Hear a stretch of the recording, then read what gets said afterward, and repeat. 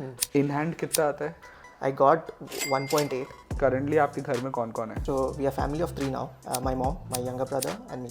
Are you taking care of your family members, your mother Yes, and brother? yes. There is a commercial loan, so I took a loan of around 50 lakhs. There are other liabilities as well. So I also bought an electric vehicle. There is one EMI for my brother. I bought him a phone on his birthday. Okay. I also have a car. Okay. आपके पास कुछ भी liquid पैसा नहीं बच रहा है in spite of earning so much. The term insurance वाला जो part है, that is slightly confusing for me. I feel that's a scam. My end goal is to make minimum of 5 lakhs per month by passive income in the next 10 years.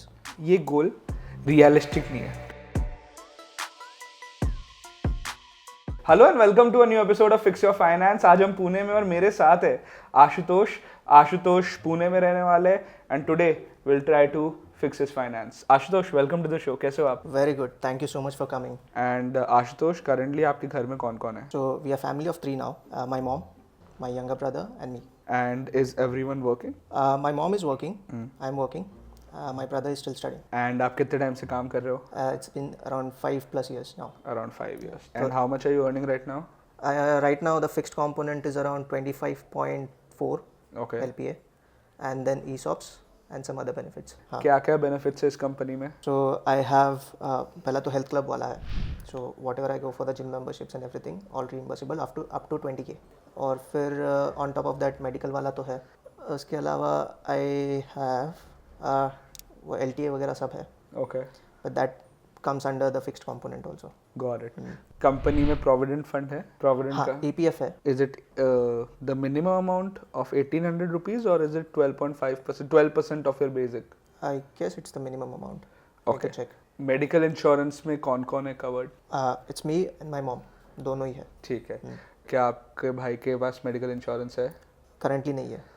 ले लो. What's stopping you? Yeah, I'm actually planning to buy a medical claim for everyone apart from this one. But the term insurance वाला जो part है, that is slightly confusing for me. I feel that's a scam. क्योंकि it has a limit of 60 years, 80 years, and also now I guess they also bought it to 99 also. Okay. Recently. Let's say I do it for 60 years. ठीक है. 99 छोड़ देते हैं, 60 years का कर लिए. So at the 60th year, I live till 62. So 60th year पे वो lapse हो जाएगा. But I needed it just after a year after that. Okay, 61, 62 पे. So in that scenario, I'm not getting anything. So it's all going. Yeah, it's all Okay. going.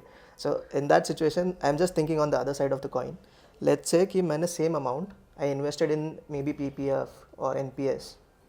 That makes much more sense because दोनों में ऐसा कुछ situation आता है. I get that amount. Yeah. Or maybe the dependents get that amount. Yeah. So why not go for that? क्योंकि आपकी as में अगर आपको 2 करोड़ का टर्म इंश्योरेंस चाहिए, you will get it for 25,000 rupees a year. Okay. ठीक है. हाँ. अगर आपने 60 तक पीपीएफ में 25-25 हज़ार रुपए साल के डाले भी, तो 60-61 में जो अमाउंट बन के आएगा, it will be way lower than what cover your family is getting. Yeah, definitely. But if I invest, let's say I invest all the 1.5 LPA वाला, ATC का पूरा लिमिट यूज कर लिया PPF के लिए, ठीक है, तो 1.5 compounded to 15 years या 16 years. Yeah. ठीक है. Similarly, I do this PPF thing for all of my family members. ठीक है. Okay. So everyone has this almost similar corpus. ठीक है. So all this money clubbed together will bring in some or the other money annually. Okay, that will act as a pension. पर वो problem ये है कि जो आप 1.5 लाख 2 साल या 5 साल का अगर आपने 7.5 लाख भी डाल दिए, 5 साल भी let's say something wrong happens after 5 years, that 7.5 lakhs in today's time, it will be helpful, but it is not enough to take care of your responsibilities. Yeah, I agree. Term insurance is a small fee that you are paying for the worst case scenario. आप optimistic रहने के लिए आप term insurance खरीद ही नहीं रहे हो. Term insurance is a pessimistic product. Yeah. Which will only cost you 20,000 rupees a year.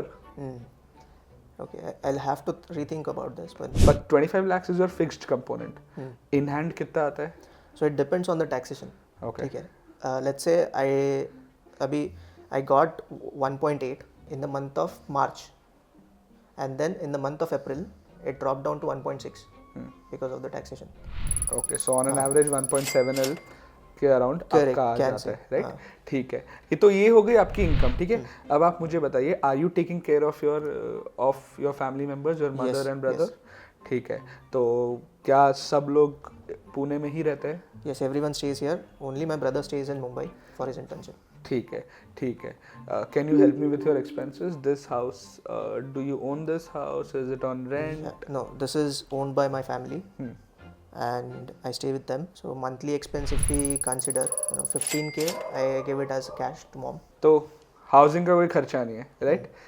आपके बहुत सारे खर्चे हैं, राइट? आप सारे बिल्स खुद पे करते हो, आपके ईएमआई पेमेंट्स है, आप अपने मम्मी अपने भाई दोनों को पैसा भेजते हो, और जितने भी छोटे छोटे खर्चे वो भी आप ही सब कर रहे हो, राइट? करेक्ट. आपके लिए क्रेड का एक नया फीचर बहुत ज्यादा यूजफुल होने वाला है, क्रेड मनी. क्रेड का एक नया फीचर है जिसमें आप अपने सारे बैंक अकाउंट्स के सारे एक्सपेंसेस का इंफॉर्मेशन एक ही जगह में देख सकते हो, ठीक है? क्रेड मनी में आपको अपने सारे एक्सपेंसेस का कैटेगरी वाइज ब्रेकडाउन मिल जाएगा, ठीक है? आप ये देख सकते हो कि पिछले 1 सालों में आपके बिल्स में कितने पैसे गए, ये देखिए. तो इधर बिल्स मेरे सारे आ गए, ठीक है? तो अगर आपको ये देखना है कि आपका हर महीने खाने में कितना खर्चा हो रहा है, आप इधर फूड एंड ड्रिंक्स पे जाइए, अप्लाई कीजिए, ठीक है? तो ये देख सकते हो आप कि जुलाई में इस महीने मेरे फूड में बहुत कम खर्चा हुआ है. कारण क्या है? मई 2024 में मैंने बहुत बार रेस्टोरेंट से खाया और क्विक कॉमर्स ऐप से मैंने बहुत सारी चीज़ें ऑर्डर की. तो मुझे लगा यार ये गलत है. अगर मुझे ये सारे खाने के खर्चे पिछले 1 साल के चाहिए होते तो मुझे हर एक बैंक के ऐप में जाना पड़ता, उसमें हर एक महीने का मुझे स्टेटमेंट निकालना पड़ता, और फिर एक हाइलाइटर लेके मुझे आइडेंटिफाई करना पड़ता कि इसमें से कौन सा फूड का खर्चा है, कौन सा फूड का खर्चा नहीं है. क्रेड मनी के साथ यही चीज़ लिटरली 5 सेकंड में मैंने आपको दिखा दी. क्रेड मनी अभी नया फीचर है, अभी उसमें लिमिटेड एक्सेस है. If you want to check out CRED money, description में लिंक है, and a few lucky members will get early access from my side. Next is groceries, food. On an average monthly कितना खर्चा होता होगा? So groceries around 7K. Around 7K. हाँ. Are you vegetarian, non vegetarian? Both. अच्छा, 7,000 में अच्छा हो रहा है, सही हो रहा है, ठीक है. Next is commute. Do you have to go to the office every day? No, it's a complete work from home situation for me. अच्छा. Yeah. Do you have a car, a scooter, कुछ ऐसा चल रहा है? Yes, I have a scooter. I also have a car. Okay. So scooty का approximately 2K का fuel जाता है monthly, which my mom uses. Car का depending on how we travel, so around 2 to 3K. Did you buy this car? Yes. Okay. Did you buy it via car loan? Yes. Okay. What was the cost of the car and what is the EMI? The cost was somewhere around 20 lakhs. Which car is this? So this is a Mahindra Scorpio, and Okay. I recently bought this in January, and EMI is around 32K. 32,000. Yeah. ठीक है. This is close to 20% of your total income. What made you buy this car? So we have been planning for a car for a very long time. It was like ले लेनी चाहिए अभी. Okay. तो ले ली. Okay, but the reason why you can also afford to pay 20% towards a car is because कोई home loan नहीं चल रहा है. आगे जाके घर खरीदने का कोई plan है? Yeah, home loan नहीं चल रहा है, but there is a commercial loan which Okay. is already going. So I took a loan of around 50 lakhs. Okay. उस commercial properties cost is 50L? More than that. More than that? Yeah, around 65 around. 65K around. And EMI आपका कितना चल रहा है उसमें? So it varies according to the disbursement. Okay. तो अभी तो around 47K जा रहा है. Okay. Yeah. What are you expecting from this property? So initially it would be rented. Okay. So I'm expecting around 30K of rent minimum. ठीक है. And then once that is rented, I'm planning to use that rent plus whatever I'm paying as an EMI to clear this debt. Prepay करना है आपको? हाँ, exactly. ठीक है. So in the last 3-4 years it has gone up by around 10%. So annual आपका 2% appreciation हो गया and rental yield 6-7% है. Are you earning anything from that property or Nothing. is it? No, I'm yet to get the possession. So I guess I would be getting that somewhere around January. Got it. ठीक है. There are other liabilities as well. Okay. So I also bought an electric vehicle, Okay. bike. Just to get this tax benefit of the electric vehicles, I bought it on EMI. Okay. And somehow I'm not utilizing that benefit. Okay. So I'm paying the EMI for around 6,299, very Okay. specific. And then there is one EMI for my brother. So I bought him a phone on his birthday. Okay. तो उसका around 4,000 चालू है. Since it was a no cost, I was like okay. ठीक है. तो कितने महीने का है वो loan? So I guess we took it for 18 months. 18 months. ठीक है. Generally, even if you can afford the phone, 4 to 6 months is a sweet spot. 18 महीने तक के पहले तो फोन खो भी सकता है, टूट भी सकता है, राइट? तो अगर मैं आपकी लायबिलिटीज ही देखूँ तो liabilities is more than 50% of your income, ठीक है? Can you help me with your other expenses? So I don't have to pay much for the electricity because I have rooftop solar. The only उसमें कितना investment गया था? around 1.4. 1.4. Yeah. क्या आपने ही वो spend Yes, किया था? yes. ठीक है, और कितने टाइम पहले था ये? This was almost 1.5 years ago. 1.5 years back. And AC वगैरह चल जाता है उससे? सब चल जाता है. Yes. और कितना बिल आता है? 120 120 रुपए. बस. ठीक है. एंड इसका मेंटेनेंस कितना है? मेंटेनेंस वो लोगों के AMC में था, so 5 years they are doing the maintenance, which is nothing but cleaning the panels, nothing apart from that. Got it. आपका भाई मुंबई रहता है तो उसको कुछ पैसा भेजना पड़ता है? Yeah, around 20 to 30K उसको लग जाता है. उसको चल जाता है. Of course, Mumbai is an expensive city. Correct. And वो क्या कर रहा है? So he is doing his internship at Hafiz Contractor. So he's an architect. Architect, So yes. architects को internship में तो 10-15 हज़ार रुपए मिलते हैं, आप कहीं भी काम कर लो. That is the harsh reality in India. That is also a very big amount which you have said. He's not even getting that much. वाह. उसके बाद बाहर का खाना, बाहर जाना, ट्रिप्स, ये सब में कुछ एक्सपेंस होता है? हाँ, मतलब trips are like it's not very often. It's once in a while. तो अगर trips करते हैं तो 20K चले जाते हैं आराम से. 20K चल जाता है. और बाहर से ऑर्डर करना, बाहर जाना? That will around 3 to 4K. इसके अलावा कोई और एक्सपेंस? Yes, LIC पॉलिसी है. Around 11K उसमें every month आता है. And then so every year we plan a trip to Ashtavinayak Darshan. So we start our year with this Ashtavinayak दर्शन वाला यात्रा. तो उसके लिए around 25K चला जाता है. हर साल का जो ट्रिप है वो टेम्पल जाने का, उसमें 25,000 रुपए लग जाते हैं. yes. और ये इंश्योरेंस है, उसमें कितना जाता है? क्या है उस पॉलिसी में? इतना तो डिटेल आप टर्म इंश्योरेंस के अगेंस्ट हो यार, और आप ये नहीं, this LIC policy was suggested to me by one of the family mates.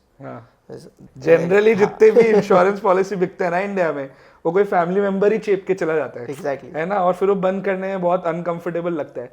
So on a monthly basis if we count your expenses, ठीक है, it's around 1,65,000. Is that correct? Correct. तो क्या आप महीने के एंड में कुछ भी सेव या इन्वेस्ट कर पाते हो? Very limited. Very limited. Have you invested anything in mutual funds, stocks? Yes, I did. So I used to invest जब loans वगैरह नहीं थे. So I used to have at least 5 to 10K pending. So ज़्यादा नहीं, मतलब every time I'll invest like 2K, 3K, that's it max. तो ऐसे करते करते I invested around 60K into equity, and mutual funds I had 2, which was around 1,000 rupees per month वाला. Around 24,000 उसमें डाल दिया, 24,000. I also had this gold का investment which ended last month itself. So I used to pay 20K every month in that. It was for 15 months. 15 months उसमें डाले, 16 month का वो लोग देंगे. Firstly, change your jeweler. Okay. क्योंकि 11 महीने में स्कीम होती है. अच्छा. तो 11 महीने आप भरोगे, 12वां महीना वो देगा. Okay. अगर 15 महीने आप देने के बाद 16th मंथ वो देंगे, तो आपका जो टोटल इंटरेस्ट जो पे कर रहे हैं वो लोग, that is actually lower, right? तो even at like the biggest jewelry chain of India, I think it's a 12-month scheme. दूसरी चीज, I told you कि गाड़ी 18 साल में एक बार खरीदा तो चलता है, ठीक है, बट तब मुझे ये नहीं पता था कि आपके और इतने सारे लोन्स चल रहे हैं, ठीक है. आपने जब 1 साल पहले स्कॉर्पियो खरीदी थी, आपकी गाड़ी की कीमत थी आपका annual income. Is that correct? Yes. So you went overboard, for sure, right? Second, you are spending 20% of your salary towards your car. Correct. ठीक है, ये एक बहुत बड़ा अमाउंट है, बहुत ज़्यादा. गाड़ी का 10% से ज़्यादा नहीं होना चाहिए, Agree. राइट? और तीसरी चीज़, आप बहुत यंग हो और आपके पास कुछ भी लिक्विड पैसा नहीं बच रहा है. In spite of earning so much, right? 1.8 lakhs is a lot of money at the age of 27, but you are not able to save anything. And ये एक बहुत बड़ा चैलेंज है आपके फील्ड में. IT स्पेस में रैम्पेंट फायरिंग होती है, किसी का भी करियर सेफ नहीं है. थोड़ा भी अगर इकोनॉमी में चेंज हुआ, सबसे पहले IT इंडस्ट्री में ही फायरिंग होती है. तो आपके केस में तो आपको लिक्विड एसेट्स चाहिए ही चाहिए to protect you and your own entire family. Correct. So why did you lock your money? जैसे कि 65 लाख रुपीस का आपने कमर्शियल प्रॉपर्टी लिया, तब आप कितना कमाते थे? Around 80-90K. 80-90K. Clearly you couldn't afford it back then. अगर आप सोच के देखो, राइट, अच्छा. कि अगर आप 80,000 रुपए कमा रहे हो, आप 70 लाख रुपए की एक प्रॉपर्टी कैसे अफोर्ड कर सकते हो? But considering that same thing now, because I didn't had very much liabilities or risk appetite ज़्यादा था, so I invested there. That was the case. No that's true कि इंसान को घर खरीदना है, बट इंसान को तभी घर खरीदना चाहिए जब वो अफोर्ड कर सके, Yeah, राइट? जैसे कि मुझे भी मुंबई में घर खरीदना है, but I am not sure if I can afford it, so I will wait it out, right? So affordability पहले चेक होनी चाहिए, उसके बाद पोजेशन लेना चाहिए चीज़ों का, राइट? Okay. आपके पास कल जाके कुछ भी अगर पैसों की नीड पड़ी तो लिक्विडिटी नहीं है, आप So in that liquidity part एक ऐड कर देता हूँ. So I have kept some amount into the P2P lending वाला apps, ठीक है? Few into FD, almost similar amount in the FD of P2P. थोड़ा बहुत I have in this iWish and everything. Okay, तो कितने मंथ्स का आपका निकल जाएगा इससे, ये सब अगर आप जोड़ दो तो? Around 2 months, 2 to 3 so around months. 3.5 lakhs, 3.5 lakh जितना अमाउंट है, और आप पिछले 5 साल से काम कर रहे हो, और आप ऑन एन एवरेज हर साल 10 लाख जितना तो कमाए हो पिछले 5 सालों में, अगर सब कुछ गिने, हाँ, ठीक है? And your total liquid net worth is 4 lakhs. ये बहुत कम है, I know. बहुत ज़्यादा कम है, और उसके वजह से क्या होता है, आप इतना ज़्यादा कमाने के बाद भी आपके पास फ्रीडम नहीं है कोई भी डिसीजन मेकिंग में. कितने टाइम के लिए आप एक जॉब ब्रेक में जा सकते हो? Around a month. Exactly, not मतलब much. इमरजेंसी फंड बहुत ज़्यादा इंपॉर्टेंट है ब्रदर, बहुत ज़्यादा इंपॉर्टेंट है, Yes. राइट? तो मेजर एक चीज़ है कि आगे जाके और लोन्स मत लीजिएगा. 50% is actually a very big percentage of your income going towards just debt. Debt servicing ratio बोल के एक चीज़ होती है, monthly debt payments upon your income, वो 40-45% के अराउंड ही होनी चाहिए. Okay, not more than 45. not more than 45%. एक चीज़ और मैं बोलना चाहूँगी, कमर्शियल प्रॉपर्टी या कोई भी प्रॉपर्टी में अगर आप इन्वेस्ट कर रहे हो ना, आपको ये चीज़ समझनी है कि प्रॉपर्टी में इन्वेस्ट करने से पहले you need liquid assets, diversified portfolio, ताकि जब भी अगर किसी नीड से अगर आपको पैसे की जरूरत है, जैसे अगर आपको एक घर रेनोवेट करना हो, ठीक है, तो फिर वो डाइवर्सिफाइड पोर्टफोलियो से आप पैसा निकाल सको. Correct. क्यों? क्योंकि कमर्शियल प्रॉपर्टी या कोई भी प्रॉपर्टी ज्यादा लिक्विड नहीं होती, और दूसरी चीज इट्स अ कॉन्सेंट्रेटेड बेट कि एक ही चीज में आपके 70 लाख रुपए लग गए. एक बड़ा फाइनेंशियल गोल देखा जाए तो इट्स मोर ऑफ लाइक कि buying a better house than this.